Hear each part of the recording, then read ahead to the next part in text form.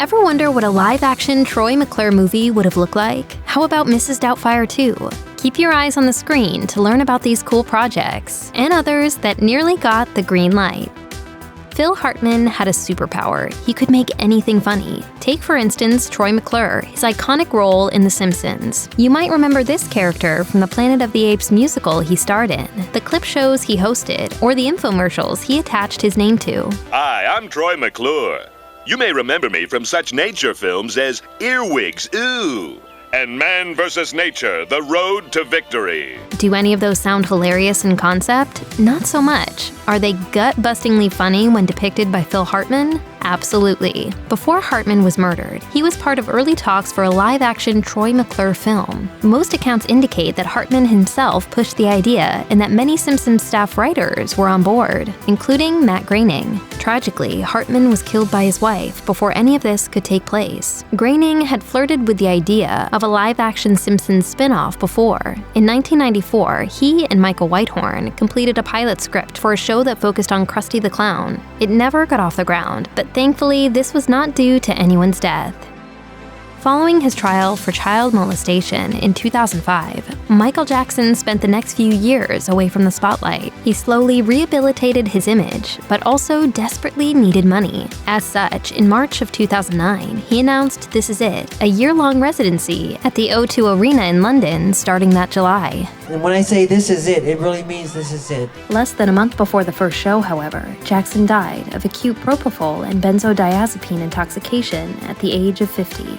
AEG Live, who promoted the concert, decided to make some money off of the event anyway. They put together a documentary concert film titled Michael Jackson's This Is It, which was released theatrically in October 2009. While some fans were dismayed by what they saw as shameless profiteering, they were massively outnumbered by those who saw the film, which made $261 million worldwide. The documentary was surprisingly low-key, limited by the fact that its footage is entirely from rehearsals. In the wake of Jackson's shocking death, however, that was more than enough to make it into a hit. Sam Kinison was killed near the peak of his popularity by a drunk driver. This sudden and tragic loss sent shockwaves through the comedy world. He left behind a series of classic stand-up albums, TV guest spots, and music video appearances. He also had several projects lined up that were ultimately canceled, including one with Arnold Schwarzenegger.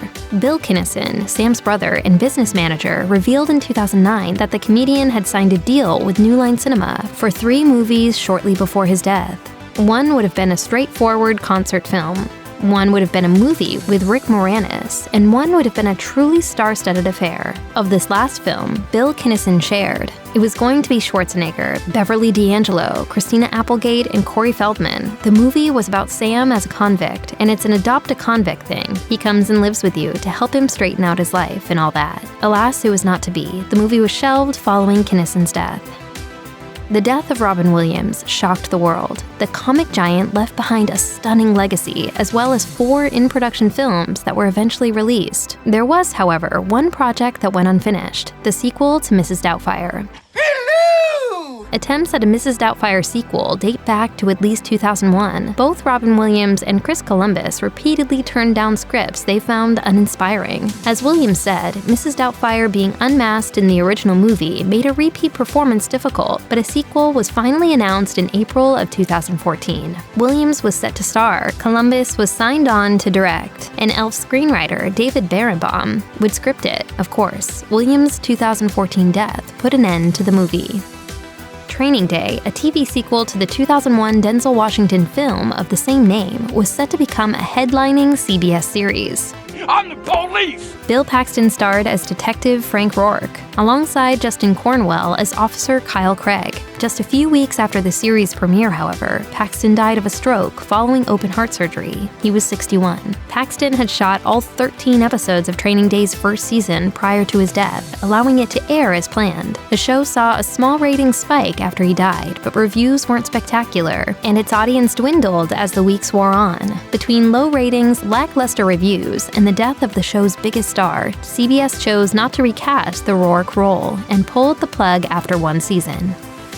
Hollywood spent much of the 1980s and the 1990s trying to bring Mordecai Richler's novel, The Incomparable Atuk, to the silver screen. A fish-out-of-water story about a Canadian Inuit adapting to life in the big city, the screenplay, simply titled Atuk, went through many stars. So many, in fact, that it is now believed to be cursed. John Belushi was the first star attached to the role, and was, by some accounts, who screenwriter Tom Carroll had in mind when writing the script. Belushi's death in 1982 put an end to that. Years later, producers reached out to John Candy, who was interested but died while still studying the script. Overtures were made to Chris Farley, though he too died shortly after expressing interest. To this day, the film has never been made. While his death didn't cancel the project, it is also worth noting that Sam Kinison was cast in 1988 and actually shot a scene. He later took issue with the script and left, resulting in a breach of contract lawsuit. He died young as well. Whether or not the curse claimed him is up to you. River Phoenix died in the middle of shooting the American-Dutch thriller Dark Blood, leaving the project canceled and unfinished. That might have been the end of it for most films, but director George Slizer had other plans. In 2011, 18 years after Phoenix's 1993 death, Slizer revealed that he still had the Dark Blood footage. Worried that his work would be destroyed, Slizer swiped the negative from the insurance company that was threatening to destroy it to avoid storage costs. From there, he re-edited the footage into something approaching a finished film. Slizer announced that he had stayed in touch with the Phoenix family, and that he planned to ask Joaquin Phoenix if he'd be willing to redub some of River's lines. In response, the entire Phoenix family made their disinterest explicitly clear. They wanted no part of this. Somehow, Slizer still did it, and Dark Blood premiered at the 2012 Netherlands Film Festival.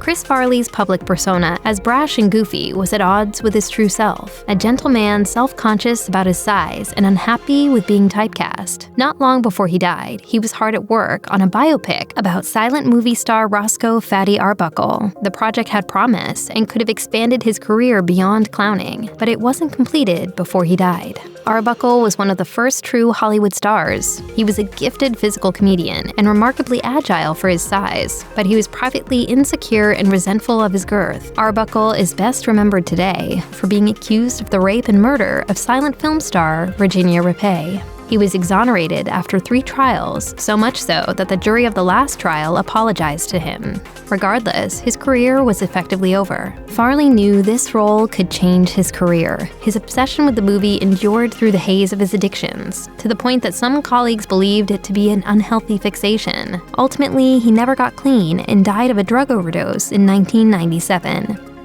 John Kennedy Toole's A Confederacy of Dunces is an iconic work of American literature. As such, attempts to adapt it to the screen are many, yet none of them have come to fruition. John Belushi was the first actor cast in the lead role of Ignatius J. Reilly. A day or two before he was supposed to finalize his involvement, he died of a drug overdose. Years later, another attempt at adapting Dunces was made. John Candy was courted for the lead role until he too passed away. Ditto Chris Farley, who was considered for the role of Ignatius until his 1997 death brought talks to an abrupt end.